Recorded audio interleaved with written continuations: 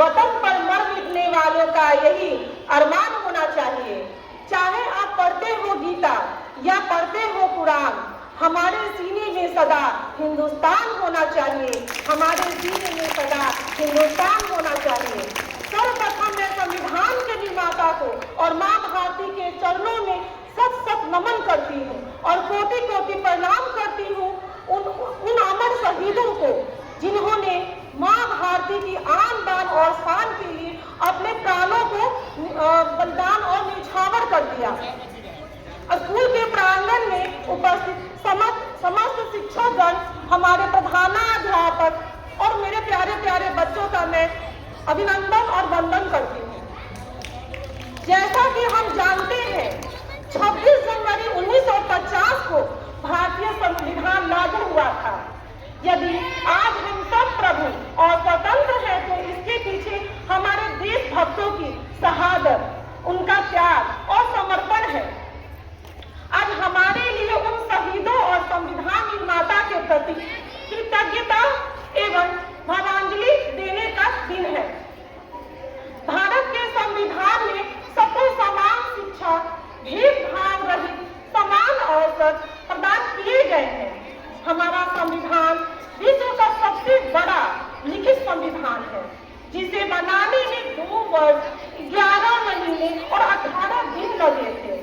बाबा Saheb Ambedkar, doctor Bhimrao Ambedkar, doctor Hari Singh जैसे अनेक विद्वानों के अथक परिश्रम की बदौलत यह जन कल्याणकारी संविधान हमें मिला है।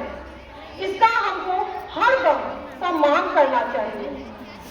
प्रायः यह देखा जाता है कि लोग अपने मौलिक अधिकारों की तो वकालत करते हैं, परंतु जब कर्तव्य पालन की बारी आती है तो मानो उन्हें सांप सूंघ जाता है।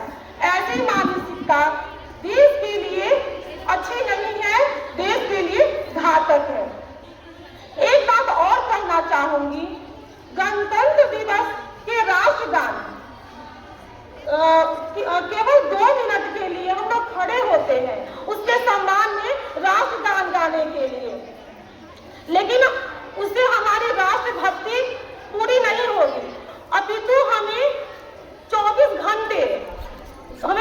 घंटे सावधान रहने की आवश्यकता है। क्यों? हमें सावधान रहना होगा धार्मिक कट्टरता फैलाते हुक्मकारों से, राजनीतिक बेईमानों से।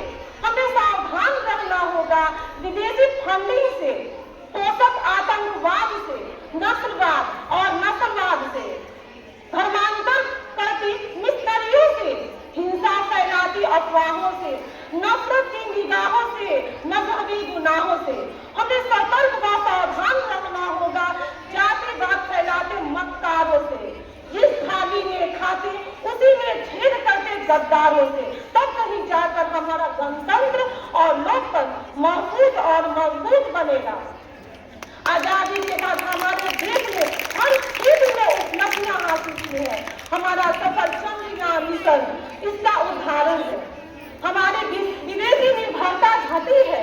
आज हमारे पास स्वदेशी फाइटर जेट है, स्वदेशी मिसाइलें हैं और स्वदेशी युद्ध टैंक है।